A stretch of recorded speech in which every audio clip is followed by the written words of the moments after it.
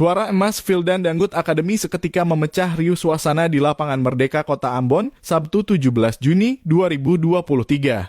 Tidak sedikit yang kemudian bersorak histeris sembari meneriaki nama penyanyi asal kota Bau-Bau, Sulawesi Tenggara itu. Sonia, lagu pembuka itu apik dilantunkan dengan melodi gitar yang memekik tinggi.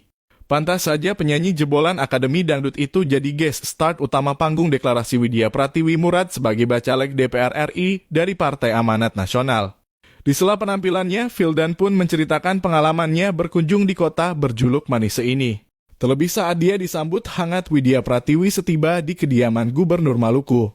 Dia mengaku sempat kambuh sakitnya, namun berkat obat dari Duta Stunting Maluku itu, sakitnya langsung mereda dan hilang. Lanjutnya, Vildan pun mendoakan Widya agar langkah menuju Senayan dipermudah.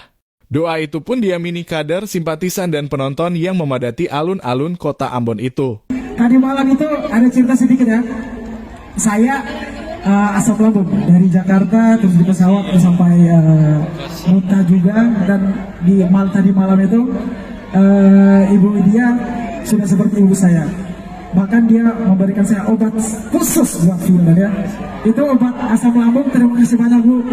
Kalau nggak ada obat itu pasti asam lambung saya masih kambuh. Dan alhamdulillah tadi malam saya tidur, bangun, alhamdulillah sehat kembali.